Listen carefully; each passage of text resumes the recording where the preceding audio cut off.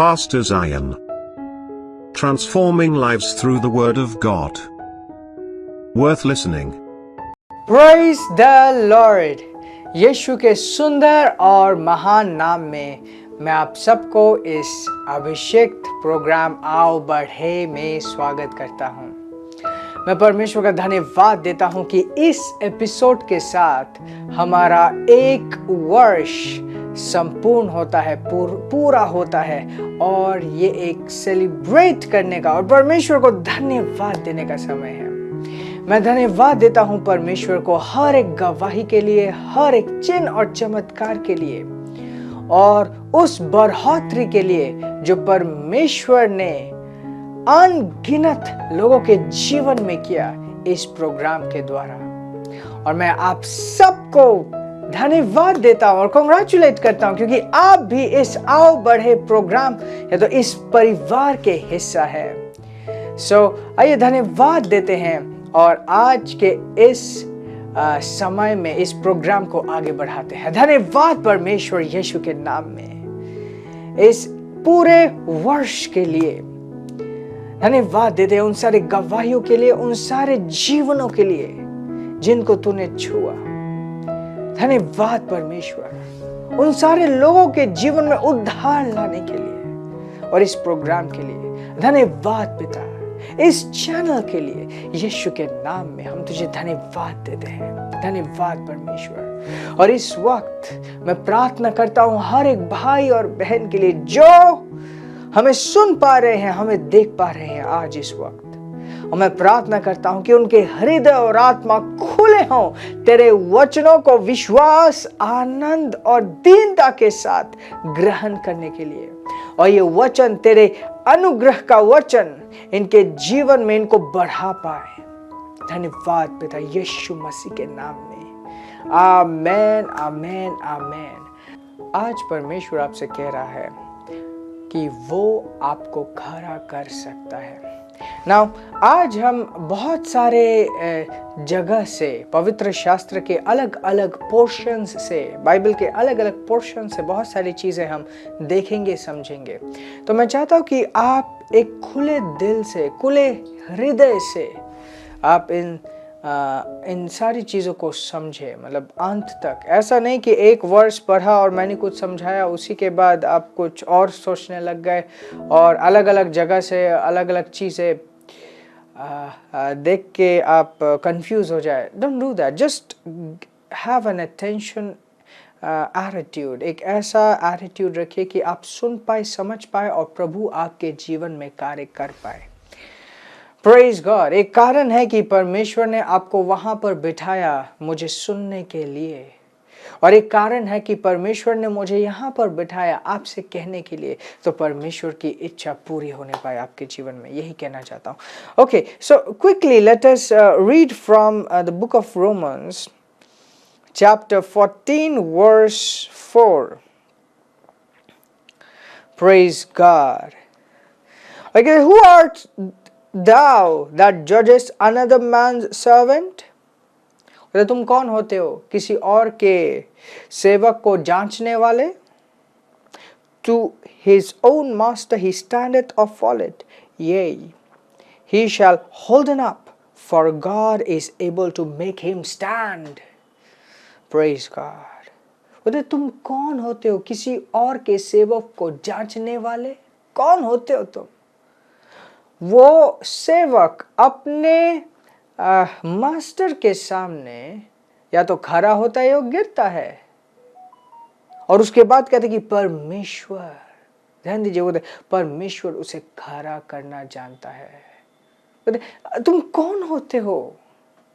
तुम कौन होते हो दूसरों को जज करने वाले?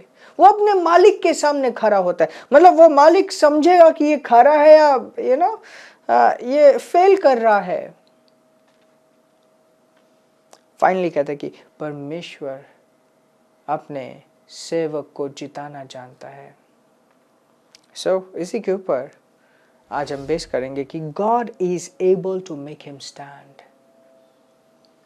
and God is able to make you stand. परमेश्वर आपको खड़ा कर सकता है। जब हम मसीह में आते हैं, हम एक नया जीवन पाते हैं। हमारे अंदर परमेश्वर का स्वभाव पवित्र आत्मा के द्वारा डाल दिया जाता है और इस स्वभाव को सत्यनिष्ठा कहा जाता है। या तो अंग्रेजी में राइचियसनेस, हिंदी में इसे अलग अलग शब्दों से कहा जाता है, संहिता, सत्यनिष्ठा या धर्मी। तो but it means the same, प्रभु का सही स्वभाव। ये वो स्वभाव है जब ये आपके अंदर आता है, आपको सही करने की चाहत जागती है। और जब आप सही नहीं कर पाते, मन ही मन आपको लगता है कि नहीं, आपने सही नहीं किया।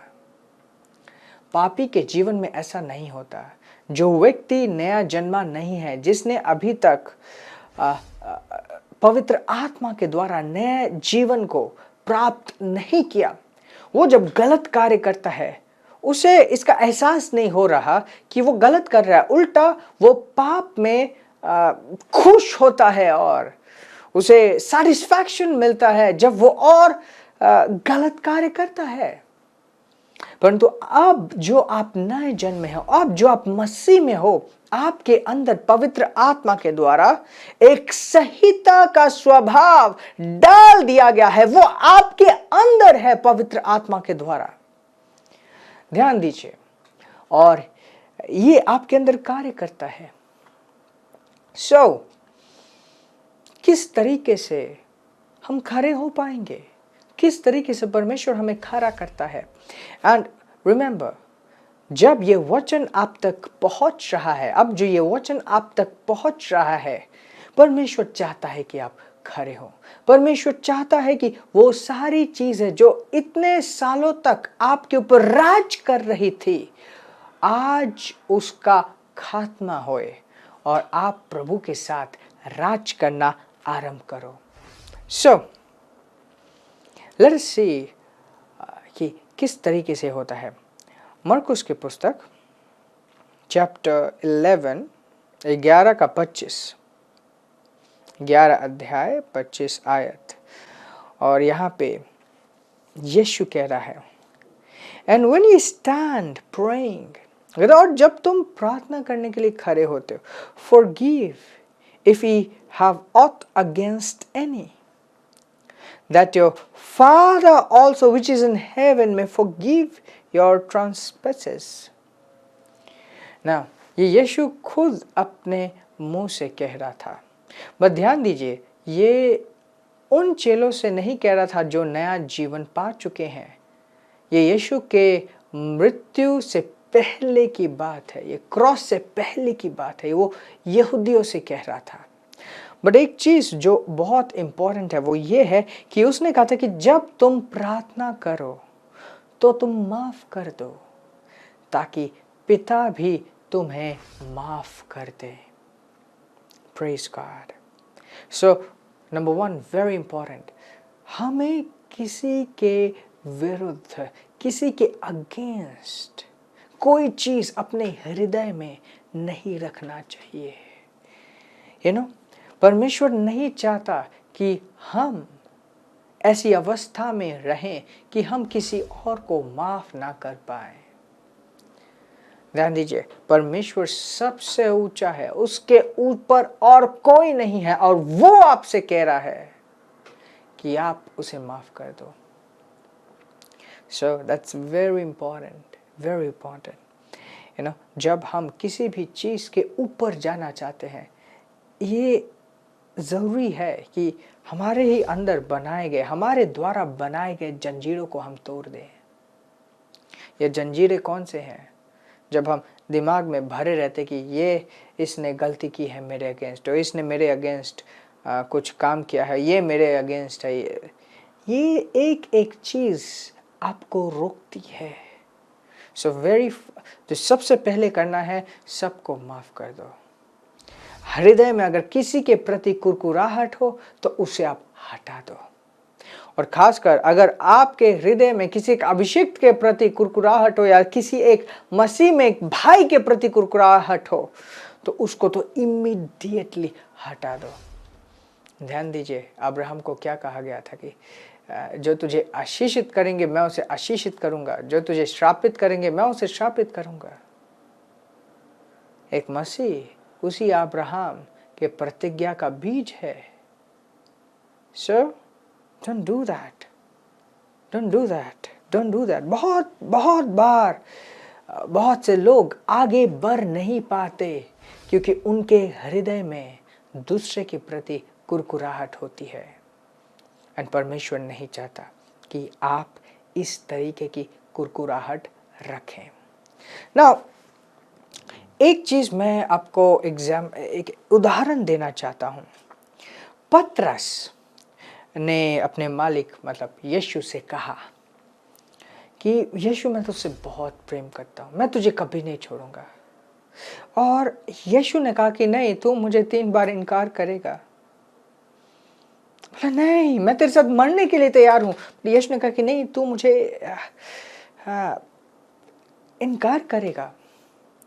नाउ अंडरस्टैंड दिस, परमेश्वर को पता है कि क्या होने वाला है और आप किस अवस्था में हो। क्या परमेश्वर वाकई में चाहता है कि आप उसके सामने गिड़गिड़ाओ और कहो कि परमेश्वर माफ कर दो, मैं दोबारा नहीं करूंगा? परमेश्वर जानता है कि आपकी अवस्था क्या है। परमेश्वर को पता है कि आप किस अवस्था में हो। ध्यान दीजिए, परमेश्वर आपको उस अवस्था से ऊपर उठाना चाहता है। परमेश्वर का मुख्य उद्देश्य ये नहीं है कि आपको या आपसे वो माफ़ी अपने आप के पास लाए कि नहीं, मुझे तो इसकी माफ़ी चाहिए, इससे माफ़ीनामा चाहिए। ये परमेश्वर का एटीट्यूड नहीं है। परमेश्वर आपके पिता जैसा है। परमेश्वर के पास आपके साथ कोई ईगो प्रॉब्लम या तो ईगो इश्यूज नहीं है कि वो आपसे माफ़ी मंगवाना चाहता है, बट परमेश्वर आपको ऊपर उठाना चाहता है।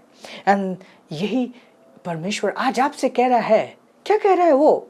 कि मैं तुझे खड़ा कर सकता हूं, मैं तुझे खड़ा कर सकता हूं। 1 John chapter 1 verse 7.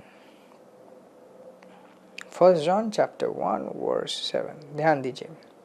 But if we walk in the light as he is the light, we have fellowship one with another, and the blood of Jesus Christ, his son, cleanseth us from all sins. Wow. कहते अगर हम ज्योति में चले, ज्योति में चलने का मतलब क्या है? वचन के ज्योति में चलना। अगर हम वचन के ज्योति में चले, जिस तरीके से वो ज्योति है, हम एक दूसरे के साथ संगति करते हैं और मसीह का मतलब यीशु का लहू हमारे पापों को धो देता है, हमारे पापों को धो देता है। धोने का मतलब क्या है? धोने का मतलब क्या? ध्यान दीजिए, धोने का मतलब क्या है? हटा देना, हटा देना। क्या माफ करना है? Not really.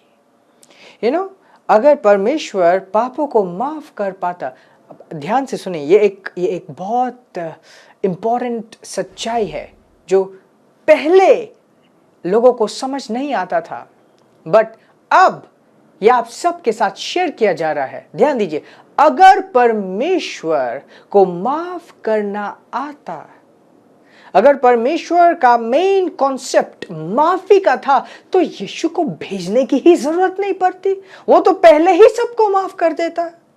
बट परमेश्वर अपने वचन से पीछे नहीं हट सकता, इसलिए हम सब की सजा उसने यीशु के ऊपर डाल दी। ध्यान दीजिए, समझिए इस बात को। आप वो कहते हैं कि वो यीशु का लहू हमारे पापों को धो देता है, हमारे पापों को धो देता है। यू नो, वो इंसान जो पापी था, यीशु ने उसका मृत्यु अपने ऊपर ले लिया। उस पापी, ये तो उस पाप की सजा उसने अपने ऊपर भुगत ली। अब वो क्या चाहता है कि हम इस रोशनी में चले। अब वो कहते हैं कि अगर एक व्यक्ति रोशनी में चलता है, वचन की रोशनी में चलता है, तो वो परमेश्वर के साथ संगति करता है, वो परमेश्वर के साथ संगति करता है और पाप धुल जाते हैं। Praise God. गायब हो जाते हैं, खत्म हो जाते हैं, washed away. Now verse 9, अब यहां पे ये कह रहा है कि if we confess our sins, he is faithful.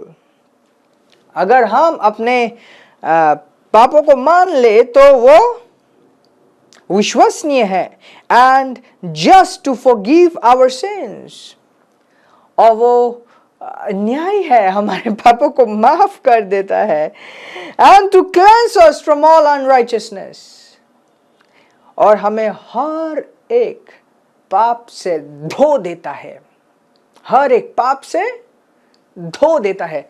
ध्यान दीजिए, इसका मतलब क्या है? हर एक पाप से धो देता है. वो सिर्फ ऐसा नहीं है कि वो हमें कह दे अच्छा ठीक है, तुम्हारा हिसाब किताब ठीक कर देते हैं, तुम्हारा पाप माफ हुआ. नहीं, धो देना का मतलब कि अब ये पाप तुम्हारे अंदर नहीं रहेगा, तुम दोबारा नहीं गिरोगे. पाप करने का मतलब है गिरना. एक बच्चा अभी जन्मा है और धीरे धीरे वो चलना शुरू कर रहा है. पहली बार ही वो दौड़ नहीं पा रहा, वो गिरता है, दोबारा उठता है, दोबारा चलता है, दोबारा गिरता है. अगर वो गिर गया, क्या इसका मतलब है कि वो दोबारा नहीं उठेगा? उसे फेंक दो, अलग कर दो? नहीं, उसे सहारा दो कि वो चल पाए, और वो चलेगा, और वो चलेगा, जरूर चलेगा, और जरूर चलेगा. और ध्यान दीजिए, परमेश्वर को अपने बच्चों को चलाना आता है. Praise God. और आज वो आपके साथ ये सारी चीजें शेयर कर रहा था कि आप इसकी ज्योति प्राप्त कर पाओ और अपने जीवन में चल पाओ. नाउ क्विकली लेट अस सी वर्स सेकंड चैप्टर वर्स 1. और ये कहता है, For and he is the propitiation of our sins, and not of ours only, but also for the sins of the whole world. Praise God, praise God, praise God. वो कहते कि वो हमारे पापों को डील करता है. पाप के प्रॉब्लम को उसने डील किया, कीमत चुकाकर. और सिर्फ हमारे ही नहीं, पूरे संसार के, पूरे विश्व के पाप को उसने कंप्लीट किया. पाप का जो इशू था उसको उसने कंप्लीट किया. ना हम चैप्टर 3 में जाते हैं, वर्स 9 and 10 एक साथ पढ़ेंगे. इन सब चीज़ों को पॉइंट टू पॉइंट मैं समझाने लगा तो बहुत समय लग जाएगा. तो जो की एरियाज हैं, जो इम्पोर्टेंट एरियाज हैं, उन एरियाज को हम कवर करेंगे. वर्स 9 और कहते हैं, Whosoever is born of God doeth not commit sin. जो कोई भी परमेश्वर से जन्मा है, जो कोई भी परमेश्वर से जन्मा है, वो पाप नहीं करता. For his seed remain in him. क्योंकि उसका बीज उसके अंदर है. किसका बीज? परमेश्वर का बीज. Whosoever is born of God doeth not commit sin, for his seed remaineth in him, and he cannot sin.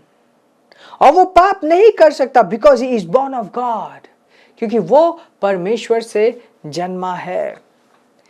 ये एक बहुत इंपॉर्टेंट चीज आपको कह रहा है, ये एक बहुत इंपॉर्टेंट बात आपको दिखा रहा है, ये एक रोशनी आपको दे रहा है कि अगर आप परमेश्वर से जन्मे हो तो परमेश्वर का बीज आपके अंदर है. और अगर परमेश्वर का बीज आपके अंदर है, आप पाप नहीं कर सकते. ध्यान दीजिए, ध्यान दीजिए, ध्यान दीजिए. शैतान नहीं चाहता कि यह सच्चाई आपके आत्मा के अंदर पहुंचे.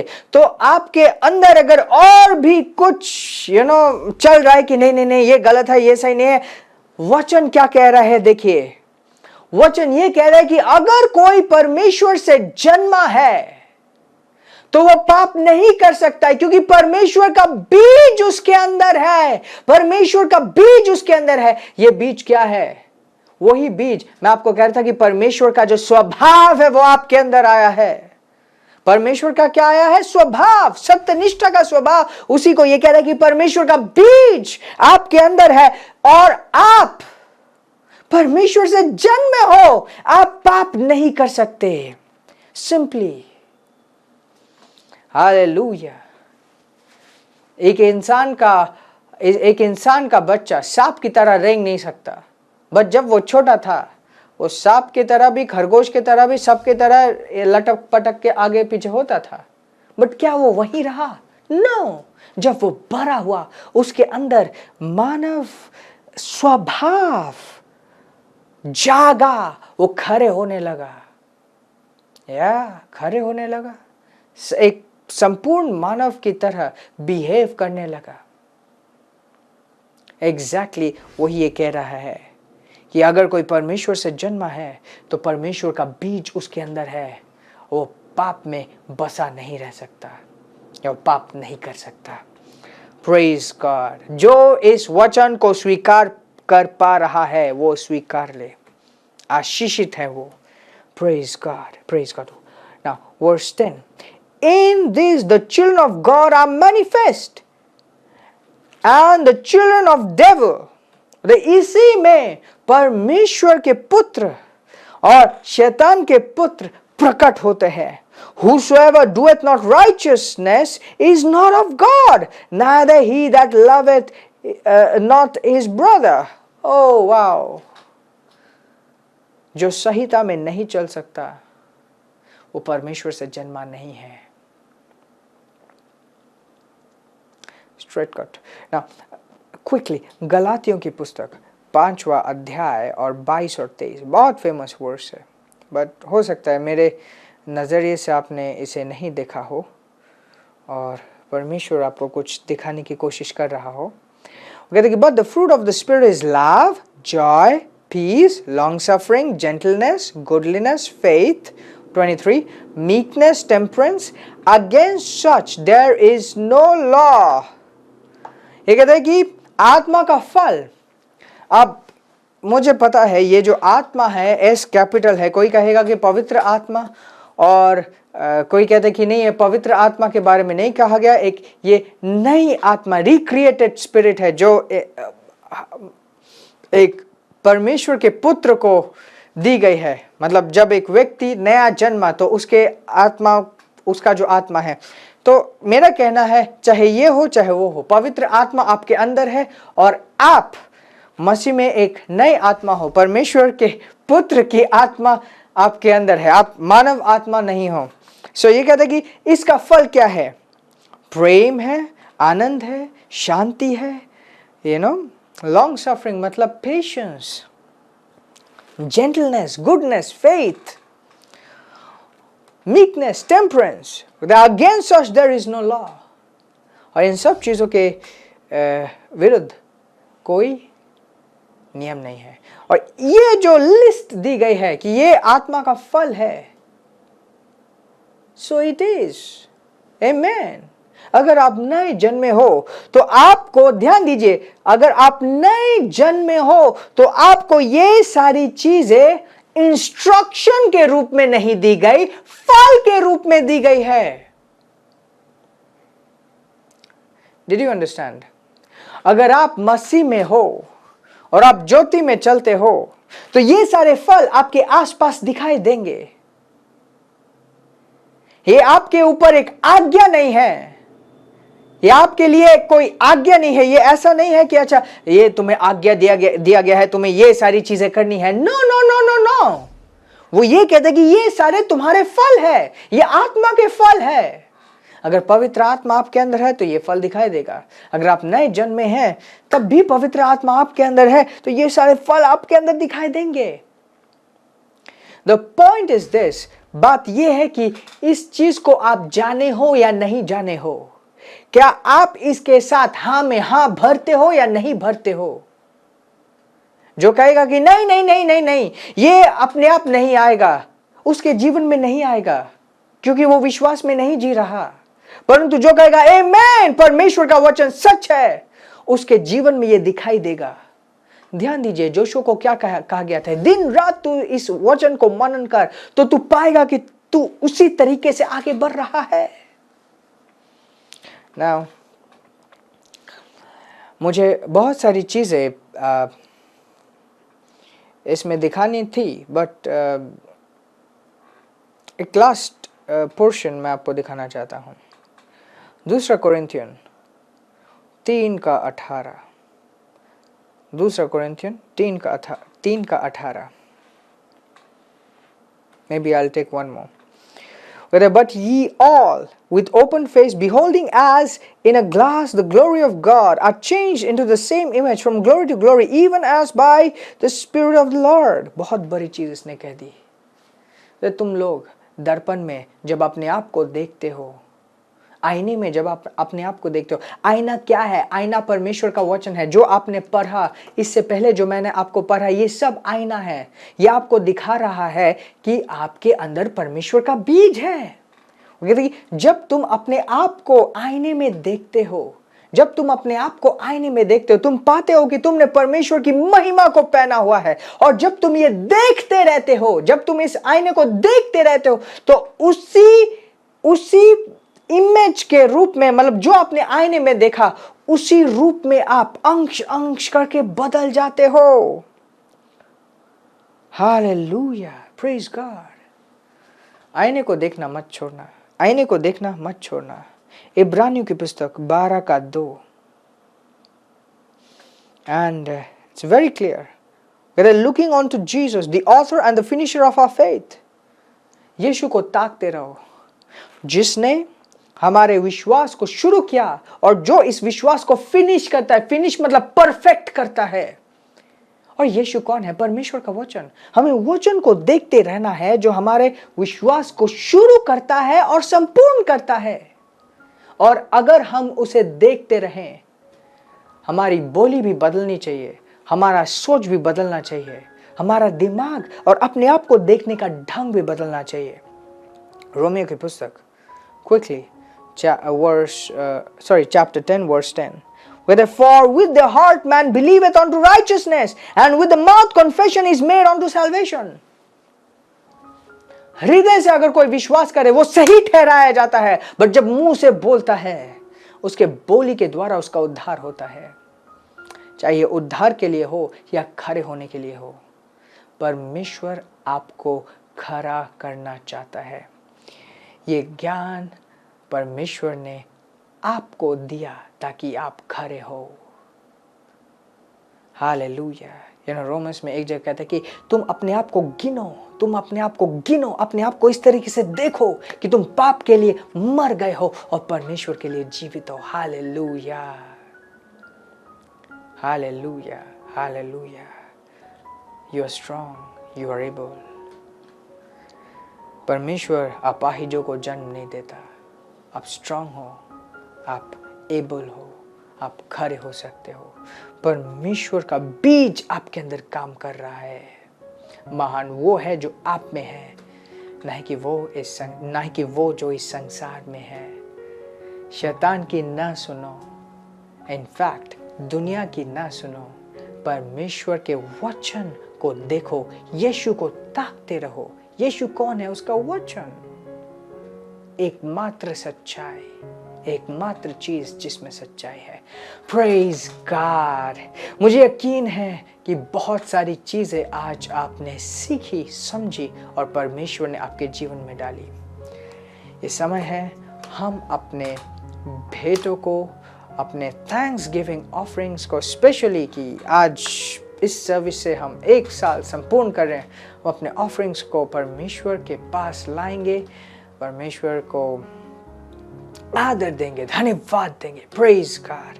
मैं आप सबके लिए प्रार्थना करता हूं जैसे आप अपने ऑफरिंग्स रिलीज करते हैं. धन्यवाद परमेश्वर इन सारे भाइयों और बहनों के लिए, और जिन सब ने अपने बीजों को बोया है, अपने धन्यवाद की भेंट दी है, अपने दशवांश दिए. यीशु के नाम में मैं घोषणा करता हूं कि इनके भेंट के द्वारा पवित्र आत्मा और हक से इनके जीवन में कार्य करता है. यीशु के नाम में आशीषित है ये सब. धन्यवाद पिता यीशु के नाम में. आमीन, आमीन, आमीन. यीशु मसीह बेटा खुशी, यीशु मसीह बेटा खुशी. This program is brought to you by Ambassadors of Zion Church, making the world a better place.